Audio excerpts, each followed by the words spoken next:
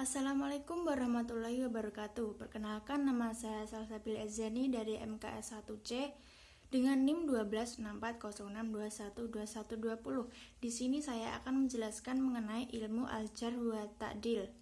Ilmu al-jarh wa ta'dil sendiri adalah ilmu yang menerangkan tentang cacat-cacat yang dihadapkan kepada para perawi dan tentang pentadilannya dengan memakai kata-kata yang khusus dan untuk menerima atau menolak riwayat mereka.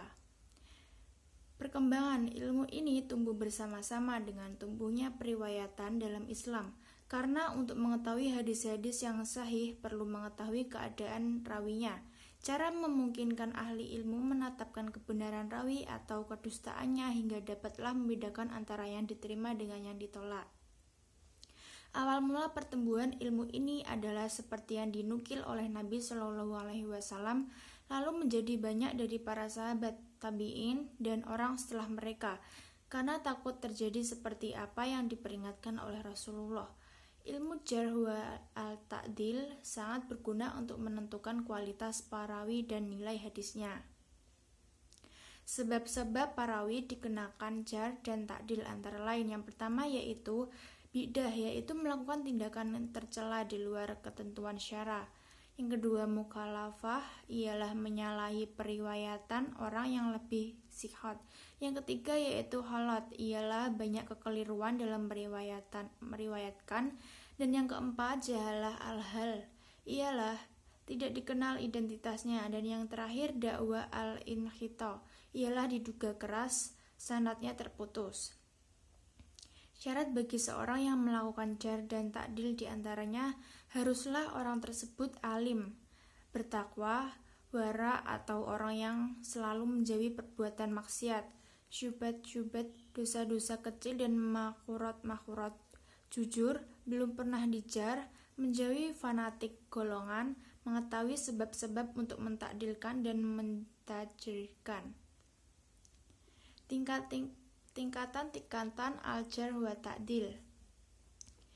Tingkatan al-ta'dil, hukum tingkatan-tingkatan ini. Untuk 3 tingkatan pertama dapat dijadikan hujah meskipun sebagian mereka lebih kuat dari sebagian yang lain.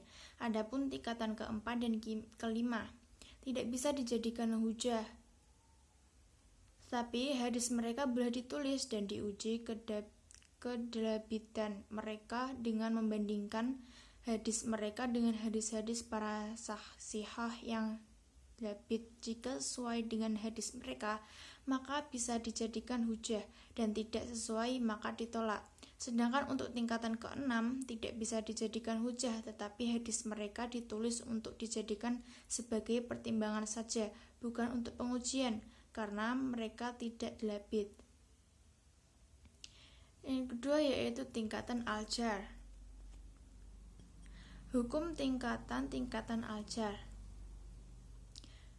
Untuk 2 tingkatan pertama tidak bisa dijadikan sebagai hujah terhadap hadis mereka, akan tetapi boleh ditulis untuk diperhatikan saja, dan tentunya orang untuk tingkatan kedua lebih rendah kedudukannya daripada tingkatan pertama. Sedangkan 4 tingkatan terakhir tidak boleh dijadikan sebagai hujah, tidak boleh ditulis, dan tidak dianggap sama sekali.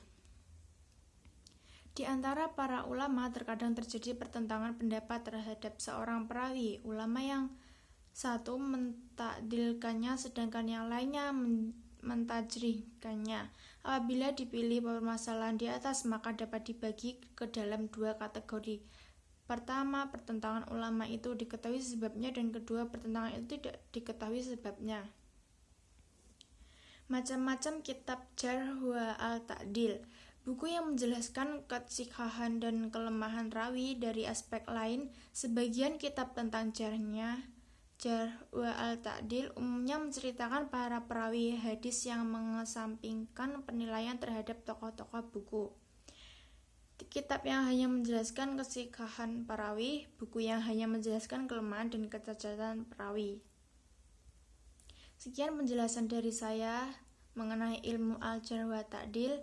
Bila ada kata yang kurang berkenan, saya mohon maaf. Wassalamualaikum warahmatullahi wabarakatuh.